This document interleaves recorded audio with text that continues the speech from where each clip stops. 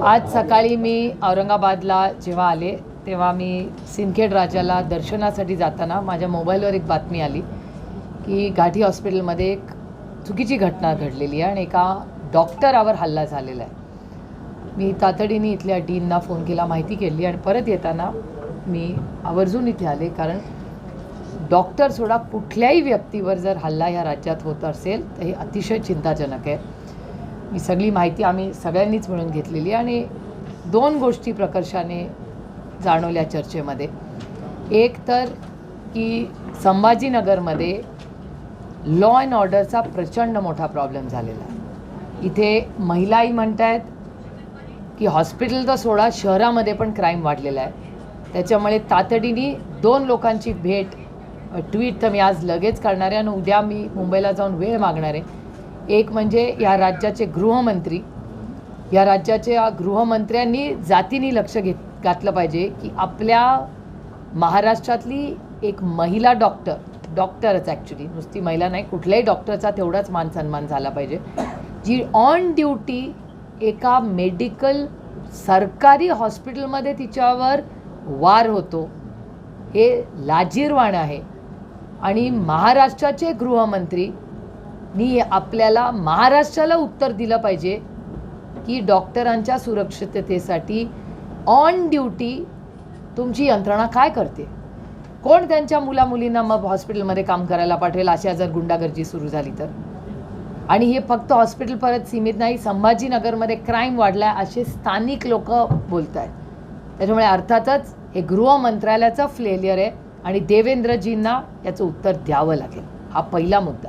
आणि दुसरा मुद्दा, स्थानिक डॉक्टर हे काल आंदोलन करणार होते, पण मी डीन आणि त्याच्या सगळ्या प्रशासनाचे घाटी हॉस्पिटलच्या मनपूर्वक आभार मानते की त्यांनी अतिशय विषय गांभीर्याने घेतला.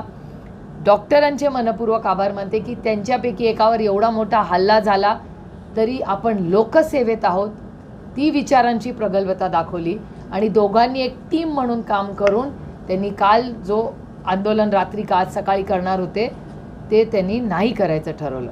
त्याच्यामुळे त्यांचेही काही विषय आहेत, त्यांच्या स्टायपंडचे पैसे मिळत नाही आहेत, अनेक काही मुद्दे आहेत, त्यांच्या सुरक्षिततेचे मुद्दे आहेत. हे त्यांच्या डिपार्टमेंटचे मंत्री आता हसन मुश्रीफ जी आहेत, उद्या हसन मुश्रीफांचीही मी वेळ मागणार आहे आणि मी देवेंद्रजींचीही वेळ मुंबईला मागणार आहे. आणि इथून निघाल्या मी दोन्ही मंत्रालयाला ट्विट करणार आहे, कारण का विषय अतिशय गंभीर आहे आणि नक्की छत्रपतींच्या, शाहू फुले आंबेडकरांच्या महाराष्ट्रात चाललंय तरी काय. महिला सुरक्षितता, डॉक्टरांची सुरक्षितता, गुंडागर्दी चल रही आहे यार. कोणी उठावं आणि हॉस्पिटलमध्ये घुसून लोकांना मारावं, करते काय ट्रिपल इंजिनचं खोके सरकार. 200 आमदारांचं सरकार आहे हे. कार्यक्रमात सगळीकडे पुढे असतात आणि आमच्या मुलींची सुरक्षिततेला कोण जबाबदारी घेणार. इट्स अ कम्प्लीट, मी नेहमी या ट्रिपल इंजिनच्या सरकारला आवडत नाही मी बोलताना, पण it is a policy paralysis. एवढे 200 आमदारांचं एवढं मोठं हे सरकार असलं तरी पॉलिसी लेवलला मग पिण्याच्या पाण्याचा प्रश्न असेल, कचऱ्याचे प्रश्न असतील, शहराची सुरक्षितता, मुलींची सुरक्षितता, याची उत्तरं कोण देणार. सगळे आज कार्यक्रमात व्यस्त आहेत. कांद्याच्या भावाचा प्रश्न आज आम्हाला अपेक्षित होतं की, मला वाटलं महाराष्ट्राचे मुख्यमंत्री आणि उपमुख्यमंत्री सगळे गेले आहेत आज नाशिकला. माझी अपेक्षा होती की त्यांनी कांद्याबद्दल काहीतरी निर्णय घ्यावा, पण पत्रकारांकडून कळलं आहे कांद्यावरचं काहीच चर्चा झाली नाही. मुंबईमध्ये सुरक्षिततेबद्दल, पाण्याचे प्रश्न, अनेक प्रश्न मुंबईत आज आहेत, नाशिकमध्ये, त्याच्याबद्दल काहीच चर्चा झाली नाही, कोणाच्याच भाषणात झाली नाही. आणि आज गृहमंत्र्यांनी तरी औरंगाबादला या गोष्टीचा फॉलोअप करून एक स्टेटमेंट करायला पाहिजे होतं, तर गृहमंत्र्यांनी नेहमीप्रमाणे त्याच्याबद्दल बोलणं टाळलेलं आहे. हे दुर्दैव आहे महाराष्ट्र.